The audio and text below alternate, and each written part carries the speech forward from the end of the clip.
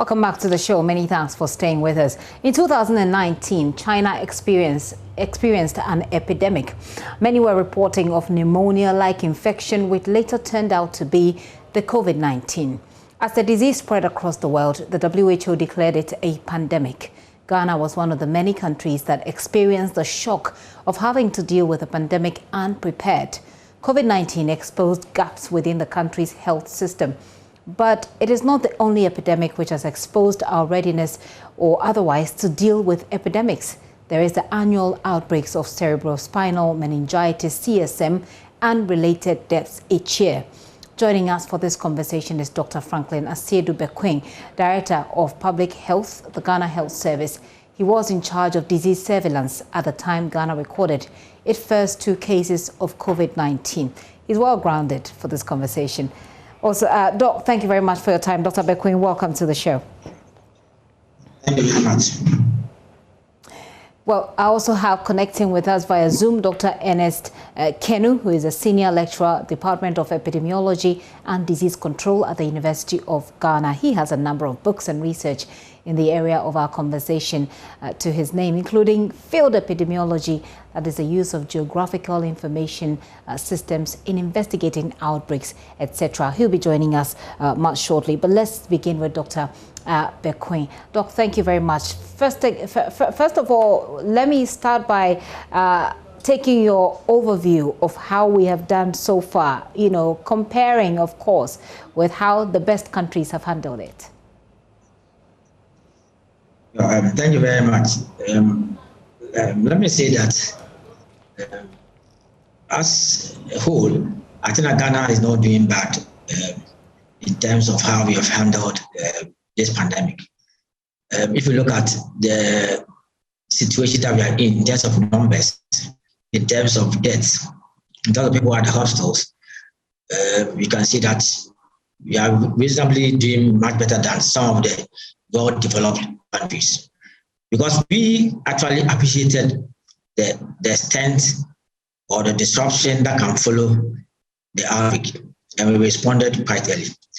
There were a number of initiatives that we started in Ghana that reasonable countries, even well-developed, never thought of. We started doing pooling of tests, we started doing contact tracing, and reasonably a number of people were not doing it. If you look at the emphasis of our strategy, we looked at it along certain thematic areas. And basically, that's what WHO does. So we respond to pandemics or epidemics along the line of thematic areas. So you have coordination, you have surveillance, you have point of entry, you have lab, you have case management, you have risk communication, you have finance, you have security. So those are the blocks that countries use.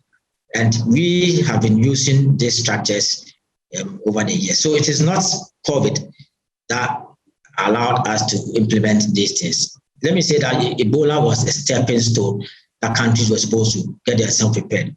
So we were prepared, but let me say that COVID has its own dimensions that took us off guard. But I'll say that somehow we've come back and we are on course. So I think that as a country, we are not doing bad. Even if you want to look at even the vaccination that we are doing now, you see, Ghana was selected as the first country for COVAX, not by chance. It's because we have a very robust vaccination program in the country. So people want to demonstrate that countries must succeed. So Ghana was selected that we should use it. So if you really look at currently now, we have received over 1.3 million doses of vaccines, and we have deployed over 92%. There are countries that are deploying less than 5%, 4%. Just 2 weeks ago, Cote d'Ivoire came to Ghana to learn from us. So clearly, Ghana is, I would say, is the ultimate, but Ghana at least knows what it's doing. Knows what it is doing. That's how you put it. I'll take Dr. Kenu's thoughts on this one as well when he joins us, but unfortunately, I don't have him at this moment. What then, Dr. Bequeng, from your perspective, must we do to prevent or to manage future outbreaks? I know that there are certain measures that we've put in place at the moment.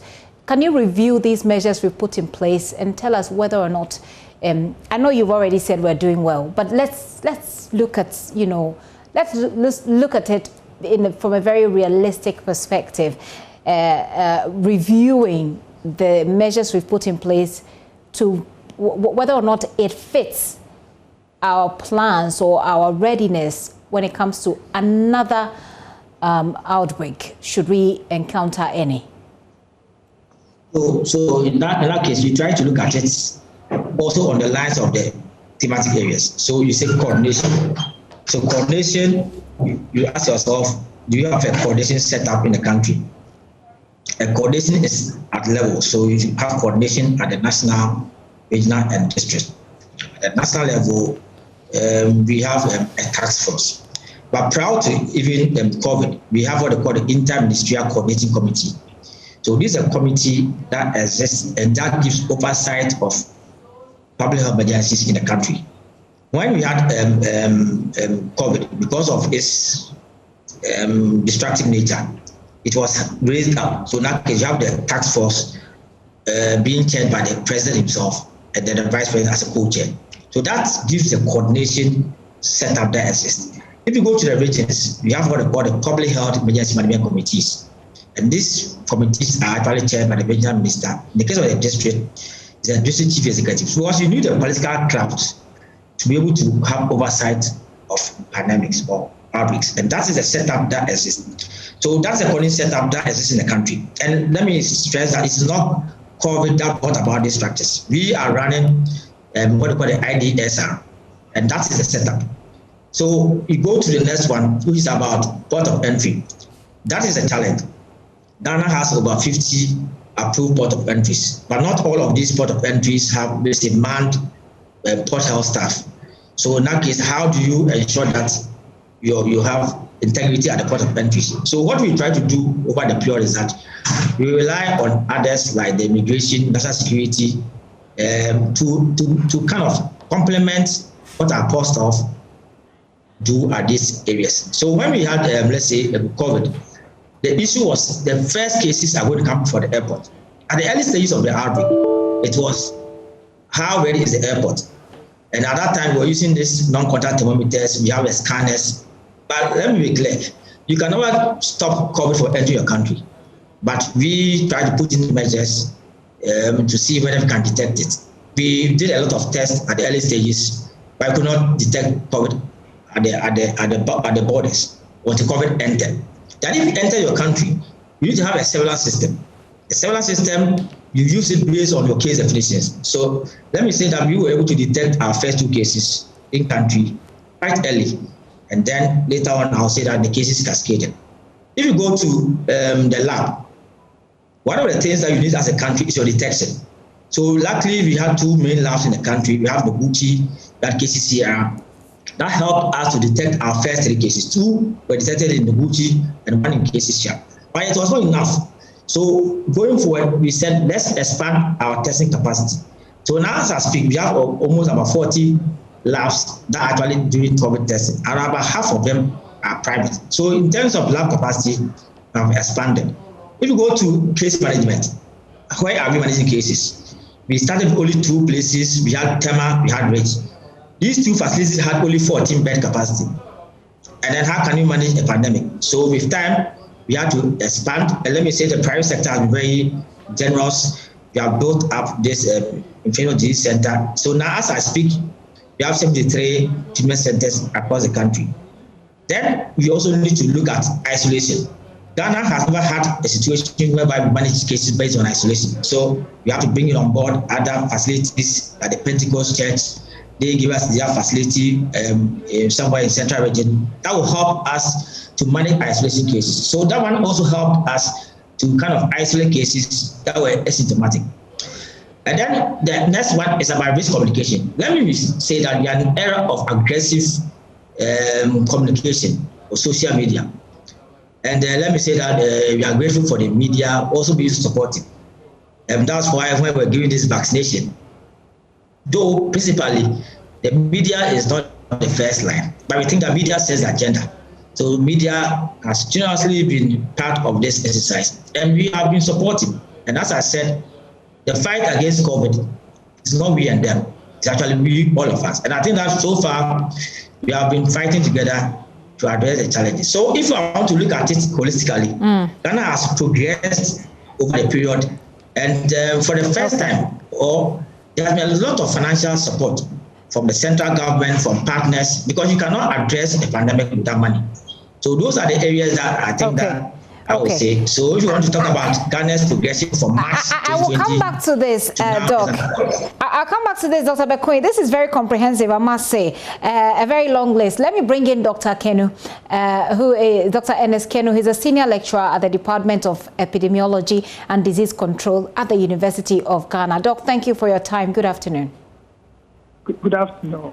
So I was just taking the thoughts of Dr. Bequin on how we have done, for him to review how we have done when it comes to our handling of COVID-19. And he broke it down for me. I don't know if you heard all that he said, but he was pointing out to the areas that we need to focus on in having this particular discussion. He talks about coordination. He talks about the point of entry. He talks about labs, the existence or the availability of labs. He talks about treatment centers. He talks about communication and then financial support, which sounds to me like very comprehensive. First, what are your thoughts on the way we have managed this? Does it agree with that of, or those of Dr. Bequin? Thank you very much. I think Dr. Bequin touched on the key pillars when it comes to preparedness and response with regard to outbreak in general.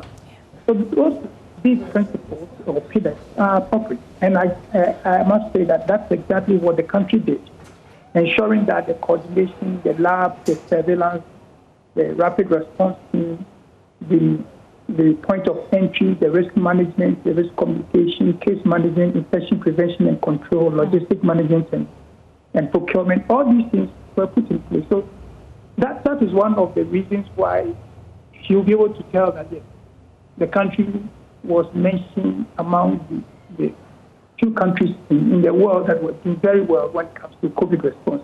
I think, again, the other thing which we should mention about the country was using data for decision making, particularly when they realized that the infection was quite a little different from what has been known in the past.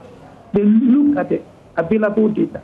I think Ghana was one of the few countries that did the enhanced surveillance system in terms of contact tracing, moving to the community quite early. And it was one of the reasons why they achieved that much success. So all that he said were appropriate, and that was what the country did over. It sounds like we did perfectly, and I'm wondering, did we really? Did we? I mean, I must say, there is something we call after action review.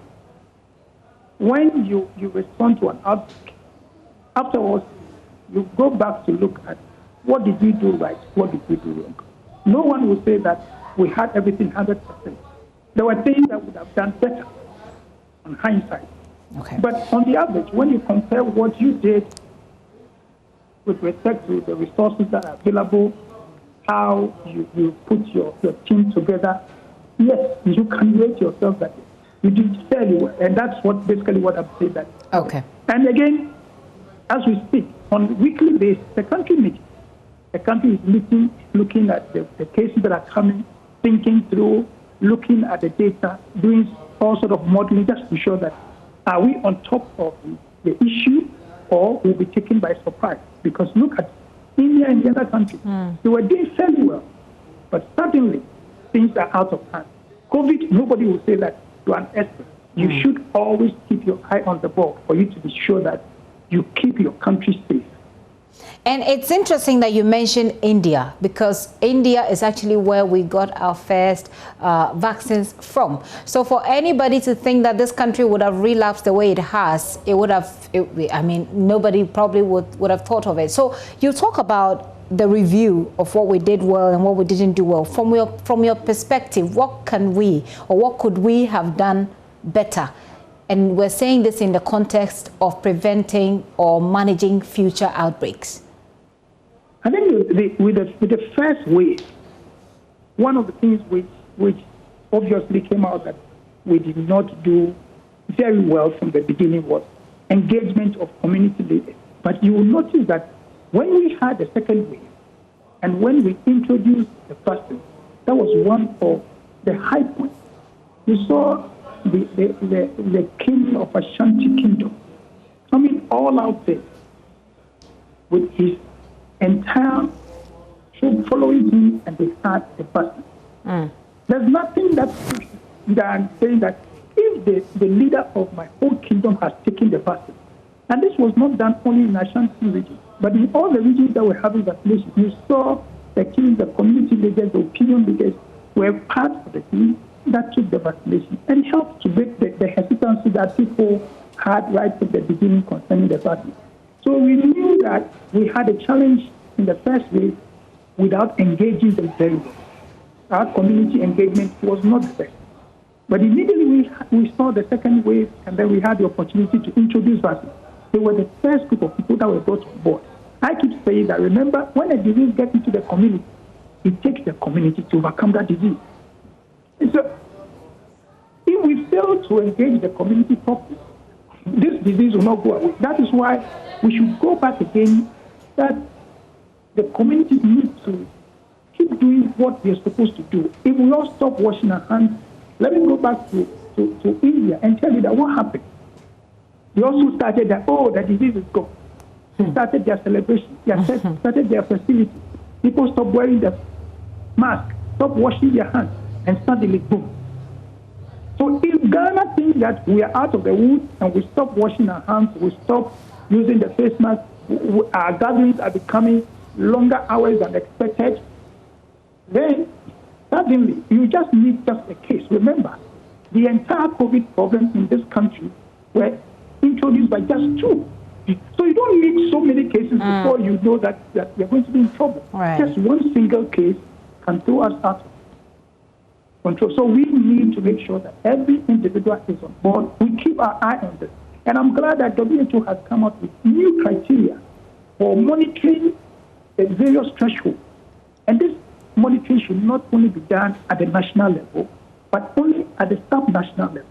And I'm glad that the last time that we had the EOC meeting, one of the things that was discussed with the EOC meeting, we should look at where are the, even the 1 cases, where are they coming from? We should get into those communities and just do some level of sampling and testing the individuals in those communities. Could it be that it's just a tip of the iceberg, that's why we are seeing 1 and 2 cases? And so the country is looking at things we did not do right, and this time making sure that we do it right. But my fear is that the media, please don't stop doing the exercise you are doing. Communication is so important. We forget about communication, we'll be back to square one. We forget communication, we will be back to square one. And that will be terrible, given the things that we have gone through, even though we are better than many countries, the things that we have gone through. But Doc, you mentioned you said something, I think I'll throw that to Dr. Bekwai. But then Dr. Bekwai mentioned the labs, and the testing regime. In that, he said now we have about 40 labs across the country that are testing. Most of them, by the way, are privately owned. From a public health perspective, is that good enough in terms of managing or preventing a future outbreak? Should we have an outbreak right now, people will have to resort to these private labs. That costs money. But you're looking at a population that has many people also living below the threshold or the standards. Dr. Keno, this is for you. From your perspective, does it work that even though we have a lot of labs now, they're mostly privately owned? So MFI, there are Gifty here, by the way. Oh, is it MFI I'm talking to? It is Gifty, but that's okay. So forgive me. Go ahead. So Gifty, we use different approaches and different scenarios. Now, ideally, the country should have had all our labs prepared before an outbreak of any sort. These things are done during the preparedness phase. But how is that possible in a case like COVID-19 where nobody saw it coming? Oh, by the way, please don't say we didn't see it coming.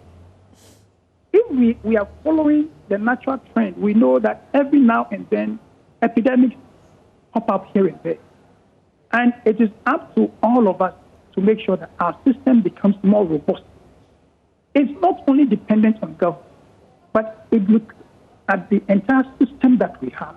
And the system starts from the community level, where there's some level of surveillance. So you see something, you say.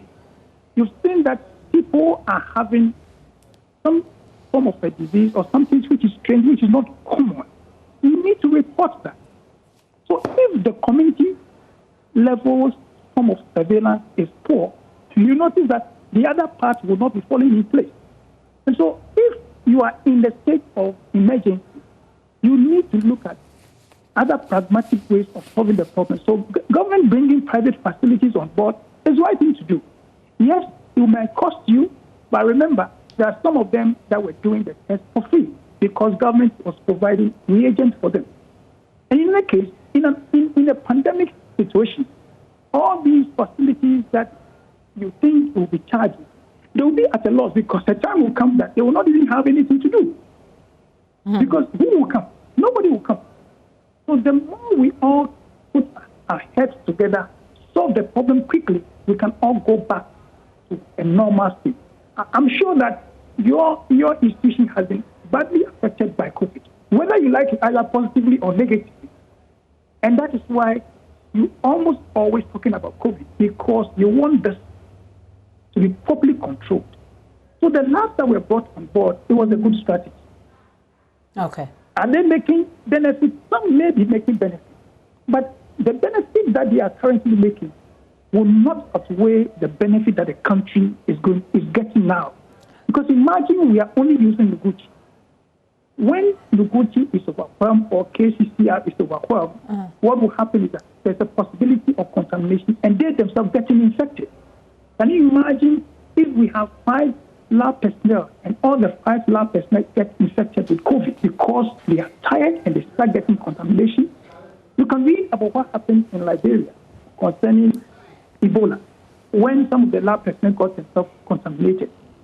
It was purely because they were extremely tired. Would you suggest, Doc, that government supports these private labs? Of course, government is supporting them. Probably Dr. Esedu Bekwin will be the one to respond to, because I know that they were provided with the aid. It's not everything that they are doing from scratch. The training was provided by government. So government is supporting them, but I think that Dr. Esedu Bekwin will be the best person to provide response to such a question. Okay, I know you're teaching, so but do hang on for me briefly. Let me get that answer, and then we can wrap up with you so you go back to teach. Dr. Bekwin, I just want to find out from you what he said. First, let's start from the support for these labs. We have 40 labs, you say, but he's saying that even if they are making gains at the moment, it will get to a point where they're no longer making that much money. How do we sustain their presence in anticipation of another outbreak as part of our preparedness? Thank you very much. So let me say that several kind of tests are being done. If you look at the tests, now is a kind of mandatory that before you go to another country, you do a test. Yeah. So most of these private labs are actually doing what they call travelers test. So it's a bit different from what we call the public health test. You understand? Okay. So, if you, let's say, if a school, we suspect a school has an outbreak, clearly the samples will be taken and sent to public health labs. So, the private labs have a kind of a niche. They do some kind of tests that complements what the public health labs do. There are quite a number of equipment that somehow the government has supported. We do also trainings for the labs so that they conform to our protocol. Okay. And we also have regular trainings and then interactions, because normally we don't have substantial participation of private labs in pandemics, or let's say, but maybe this is the first pandemic, big pandemic. So we think that if you're going to sustain effectiveness, then you need to bring them on board.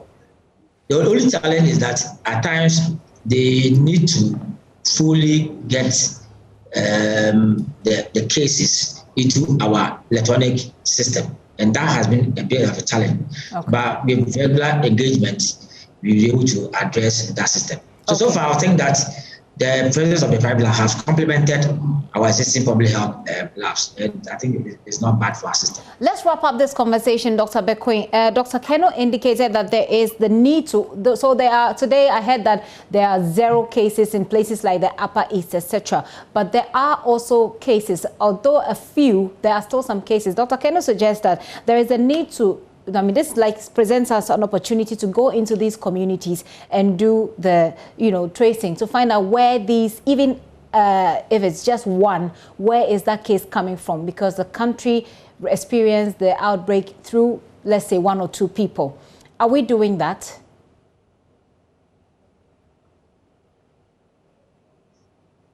It looks like so we have several systems.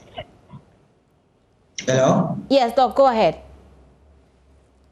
Yeah, so we have a several system that I would say run from national, regional, district, and the community level.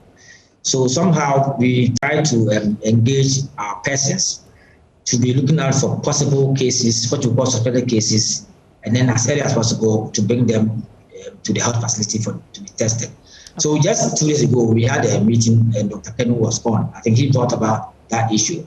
And we tried to engage the regions to see how best they are actually looking. Because if you do not look, you will not find. And clearly they are looking and they are doing some form of contact tracing. So I think that genuinely the case burden is low. But let me say that 2 things have happened in Ghana. One was the Easter. First time we did not spend, there were no conversions. 2 was the Ramadan or the Eid. There was no elaborate festivals or celebrations. And these are the things that led India to have that severe situation. So far as we are conforming to minimize mass gatherings, we are actually minimizing the risk of getting COVID infection. Okay. Mass gatherings. Let me wrap up. Dr. Kenneth, let me take your final thoughts on this, the answers that have come to your suggestions as well, and then we call it a wrap.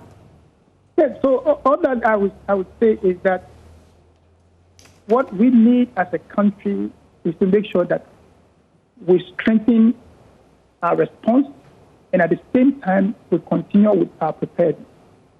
See, and all this boils down to resources. To prevent any outbreak, it is not cheap. And so our current system, yes, it is not fragile, neither is it a very strong one. But we all need to work very hard to ensure that the system gets stronger. My worry had to do with our current budget season for the year, that we're going to spend more money in curative medicine than prevention. But there's a need for us to start looking at how do we put more resources in prevention, because in the long run, that is what is going to make your country more robust. Because the more you spend money on curatives and you don't deal with prevention, remember, the problem with prevention issue is that somebody will pay for it. If we fail to immunize our children now, a child will pay for it with a child's life. Either the child died or something happened. So that is why we need to all come on board to ensure that we have a robust health system. Okay. And it requires everybody on board.